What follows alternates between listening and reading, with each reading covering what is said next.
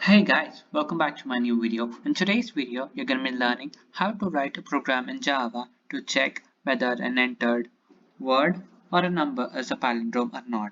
So first of all, what is a palindrome? A palindromic number or a sentence is one which is the same when read both backwards as well as forward. For example, the number 111 is same when read from both the directions. Yeah, and if you say for a sentence, it's the word mom, M-O-M, which is the same when read reversed as well. So yeah, and let me tell you guys beforehand that I'm going to be making use of the string buffer functions, right? The string buffer functions.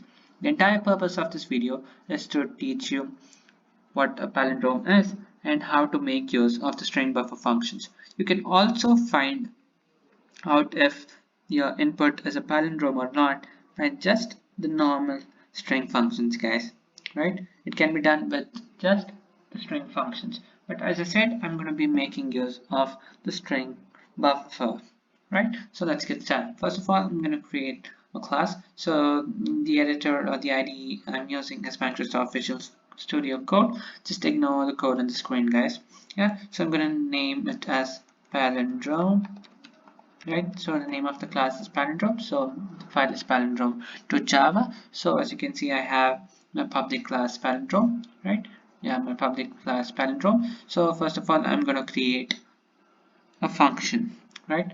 A function. So yeah, which does not return anything. That's why I'm using the keyword void.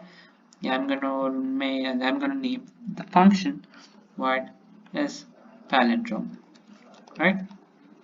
Is palindrome, which is going to check if our input is a palindrome or not. Okay, I'm also going to add the static keyword so that it does not require object creation. So first of all, yeah, let's take the input, for which we're going to need the scanner class. Yeah, so using the input keyword, we can import the scanner class present in the package java.util. So import java.util.scanner. I'm going to create an object of the scanner class within my method itself. So yeah, scanner, and the object is in this case we got a new scanner. Yeah, and the argument that's going to pass is system.in because we're taking an input. Yeah, and a normal SOP statement. I'm going to say enter a word, right? Enter a word, right? Just enter a word, and I'm going to store it in a variable word of string type in .next int. So you can just use in .next as well. I'm just using in .next line just in case the input has spaces, right? Yeah, so string word. As I said, I'm going to be making use of the string buffer, so we're going to have to create an object of string buffer as well. So string buffer, yeah, and let's say t is equal to new string buffer. Yeah, so you do not have to import this class, guys, because string buffer is a class, as you can see, is a class that is present in the package java.lang. This is imported by default. Yeah, and it accepts a parameter, yeah, which is of string type. So you can just give in a word right here, say mom. Yeah, you can just do this, but since we're taking input from the user, we're going to pass in our word, which is the user's input, right? Now, yeah, so yeah, so you have a method called reverse present within the string buffer class. So I'm going to say string dot reverse, right? So t dot reverse is gonna just reverse it. Yeah, I'm gonna store it in another variable reverse. So let's say string rev is equal to t dot reverse. As you can see, guys, there is an error. So let's check the error. It says type mismatch. So one thing you have to keep in mind always is that you can never convert string buffer to string, right? So you cannot use just a string. So in this case, we're going to treat this as an object. So we're going to store it in an object of the same class. So we're going to say string buffer rev is equal to t dot reverse of, right? So now we're just going to use the normal if statement. So if yeah, so if the word, yeah, so we're gonna, yeah, as you all might know, dot equals is a string class method. So I'm going to say dot equals ignore case. So as I said, it's a string function and it just accepts a string as a parameter. So we have to check if it's reverse, but reverse is not a string, so we're going to convert it into a string by using toString method.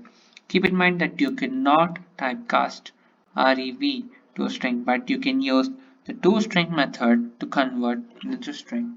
Yeah, if it is equal, we're going to say system.println palindrome, else system.println not palindrome. Right, that is it, guys. Now, yeah, we're done with it. So as you can see, since I had opened my object in, we're just gonna close it right here. Yeah, now we're gonna create a main method. Yeah, public static void main of string args, because which is from main method. It is from the main method. Our JVM starts the execution. We're gonna call in a function as palindrome. Since it is static, we do not have to create object creation. So let's just run this program and check if it works. Here. So this is just a previous input, guys. You can just go through it. That it just worked. Let me show it to you. I'm gonna say madam. Yeah, since it's equals ignore case, it's just gonna ignore the capitalization and say, it's a palindrome. Now let's put in a number and say 1111111. So it's a palindrome. Now let me enter something that's not a palindrome. Make number.